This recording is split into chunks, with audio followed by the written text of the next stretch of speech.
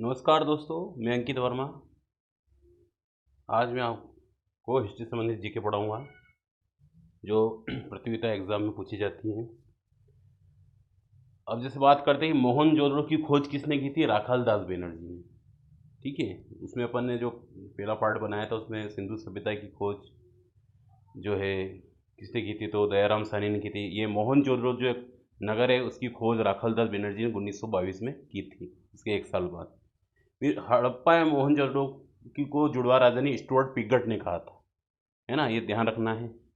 फिर कांसे की बैलगाड़ी, जो कांसा धातु जो सबसे प्रमुख माना जाता है, जैसे सिंधु सभ्यता को कांस्य युगीन सभ्यता भी कहते हैं, तो इसकी बैलगाड़ी हड़प्पा व चन्हुदड़ो, है ना, वहाँ से मिली है।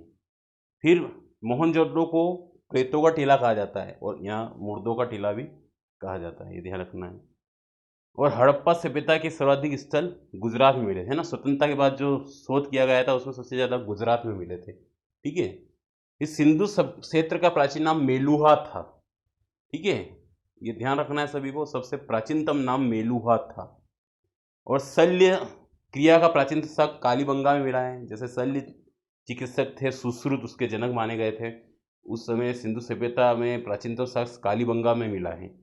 सिंधु सभ्यता का प्रमुख खेल पासा है, जो पासे के खेल खेले जाते थे प्राचीन काल से, वो सिंधु सभ्यता का खेल पासा माना गया है। मतलब मनोरंजन के कई साधन थे सिंधु सभ्यता में, संगीत था, पासा था, नृत्य था, है ना।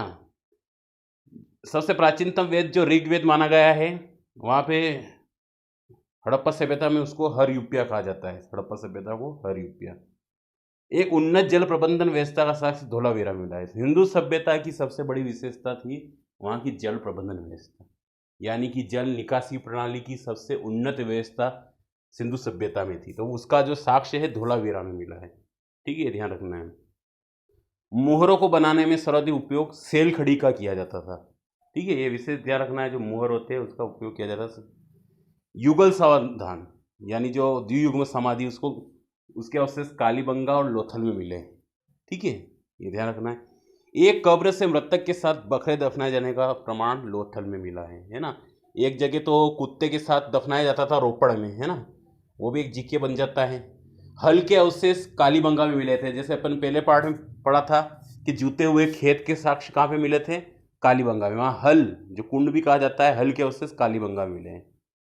हड़प्पा संस्कृति की प्रमुख विशेषता थी नगर नियोजन प्रणाली।